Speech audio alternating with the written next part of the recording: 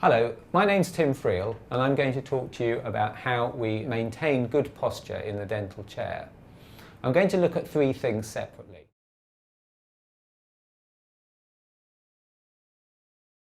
The first thing is how we adjust the dentist chair. Now, when we want to sit back in the dentist chair, we should be sitting so that our undersurface of our thighs are parallel with the floor and the top surface of our thighs will be slightly pointing downwards. So this chair is actually slightly too low for me. Chairs should be height adjustable, so the top surface of the thighs are slightly pointing downwards and the undersurface of the thighs should be parallel with the floor. The second thing to note when sitting in the chair is that we should sit backwards, okay, with our shoulders back and relaxed. There's always a tendency when we're treating patients that we want to lean forwards. And that just introduces stress on the lower back in particular, and it means also that we cause damage to the shoulder. Sitting back and being relaxed also allows us to be much more skillful as dentists, and that's a difficult skill to learn.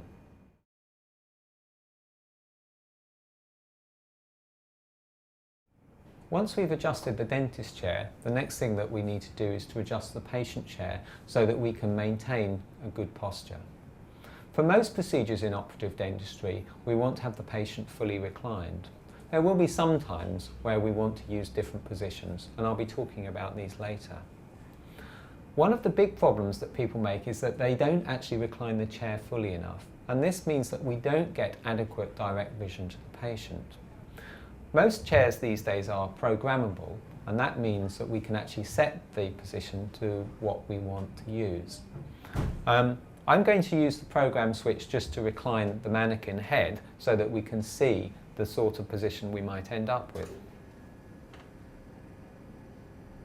Some patients won't want to recline this quickly, particularly if they're anxious.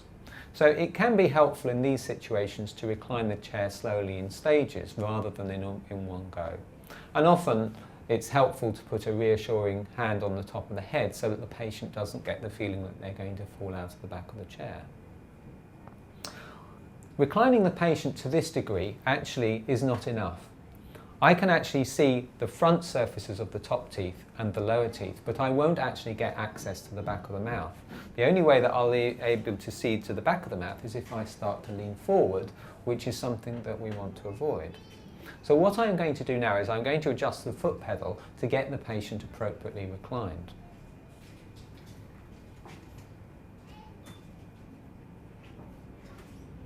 Now again, if you look at this, it looks like the patient is far too far back. In fact, the chair is really only just flat, and it's similar to what most patients would lie in a bed at night. So most patients will be able to cope with this comfortably. There will be some patients, however, who will not be able to recline this far back, and we may need to make special circumstances for them. Now that I've got the patient appropriately reclined, obviously they're far too low for my working position. So we need to bring the base of the chair up so that I can maintain good posture. And what I'm doing is I'm bringing the base of the chair up so that I will be able to work with my forearms slightly raised. It also allows me to get underneath the chair so that I can get much closer to the patient. And very often when we talk about working with the patient, we talk about assuming various positions on a clock face. And this is typically referred to as the 11 o'clock position, because if we imagine this to be the positions on a clock face, I might be considered to be at 11 o'clock to the patient. And this is the normal position that we will work in for most operative procedures. Sometimes we'll need to adjust the chair according to what we're doing, notably if we're working on the lower front teeth. In these situations, we can actually have the patient more upright, and this gives us direct vision to the patient. So I can move the chair up and bring the base down. Again, I want to work with my forearms slightly raised, elbows tucked in and shoulders back and relaxed. But now I can see directly onto the lower front teeth, and I will be able to work on these teeth without actually needing to use a mirror. Sometimes we're going to actually do treatment for the patient while we're standing and the patient is semi-reclined. Most notably if we're taking teeth out or if we're doing impressions for dentures. In these situations, we're going to end up putting more stress on our back, but again, the same principles still apply. You want to have the patient at a suitable height so that you can work with your elbows tucked in and your forearms slightly raised. And also, you want to avoid prolonged periods where you're leaning over the patient, because this is going to put more stress on your back. So for example, if I were doing an impression of the patient, I could work comfortably either from behind the patient or from in front with the patient more or less at the correct height. If we're taking teeth out, then you usually want to be working on the same side of the patient's mouth that you're taking the tooth out from. Because we're going to actually introduce some bad posture, in these situations it's important to actually make sure that you don't work for prolonged periods in bad positions, and also that you appropriately stretch your back at the end of the session to actually avoid tension.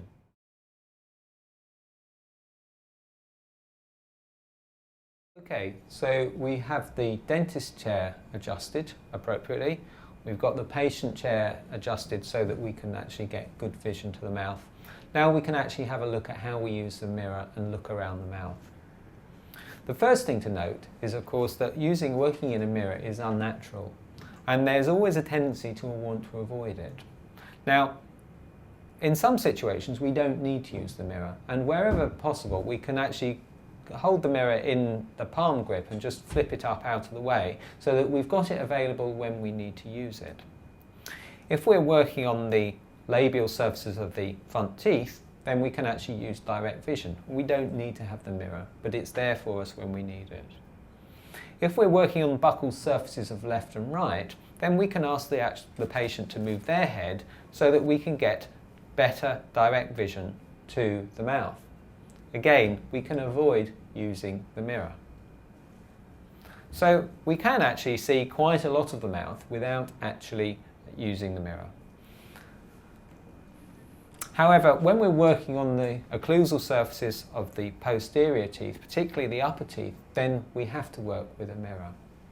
The tendency, though, at first is to avoid this stage and to get into bad habits, which will have a bad effect on our posture. If we're looking at the occlusal surfaces of the upper teeth, then we can actually get the mirror and the light adjusted so that the light reflects onto the tooth and we can see it clearly. By doing this, we can actually sit back, maintain our posture, and be comfortable in the dentist's chair. At the same time, if we're doing operative dentistry, we want to be using good finger rests as well. If we're just using a probe around the mouth, then we can use a finger rest at the front to actually support what we're doing. However, if we were using a drill, then we'd want to actually use a finger rest that is adjacent to the tooth, either on the buccal or the palatal surface. The closer the finger rest is to the tooth that we're working on, the more skillful we'll be. The tendency, though, is that we always want to lean forward and get a better look at what we're working on. And this is something that you consciously have to prevent yourself from doing. When we're working with a mirror, there are a couple of very useful techniques which allow you to maintain good vision. The first of these is that when we're actually looking at the occlusal surfaces of upper teeth, and we have to use the mirror, particularly when we're drilling, there's a tendency for the mirror to get sprayed with water. And that means that our usual response is to actually move the mirror away and try and maintain direct vision. And of course you can see that what I'm doing now is I'm leaning forward, and that's going to put more stress on my lower back. It's possible to actually hold the mirror at the right angle and to move the mirror out to the corner of the mouth and maintain the image of the tooth in the mirror. I can see the occlusal surface of the upper first molar completely clearly. And if I were using a drill, that would prevent the water spray from going over the tooth. It also gives the assistant, the dental nurse, a lot more access to the mouth so that to use a suction. And this is a very, very useful technique that we can do because it allows us to sit back and relax, work on the mirror, and also see what we're doing. The other useful technique is that when we're looking at the lingual surfaces of the lower teeth, the tongue is liable to get in the way. In these situations, we can use the mirror to give ourselves some vision, but also to use it to retract the tongue. If we actively try and pull the tongue out of the way, the patient is usually going to respond by pushing against the mirror, and it's going to cause a lot of stress. So in these situations, what you need to do is you need to hold the top of the handle of the mirror and place it on the lingual surface of the lower teeth against the tongue, and then just lean it backwards against the tongue. You don't actually have to push the tongue too far. What this does is it brings the lingual surfaces of the lower teeth into my line of sight whilst protecting the tongue and keeping out of the way. And obviously if we were going to drill these teeth, for example if we were doing a crown preparation, then we'd want to make sure that the tongue was safely out of the way and avoid damage.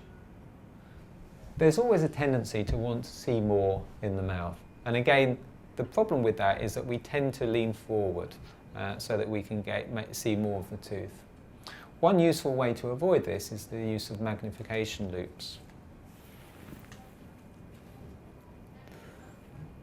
Magnification loupes are useful because they allow us, obviously they magnify the image so that we can see more of what we're doing, which is always handy. But also they have a fixed focal distance. So if you were to move forward using loupes, then the image would go out of focus. So one of the advantages of loupes in terms of posture is that they force you to sit back and upright, whilst at the same time increasing the magnification of the image.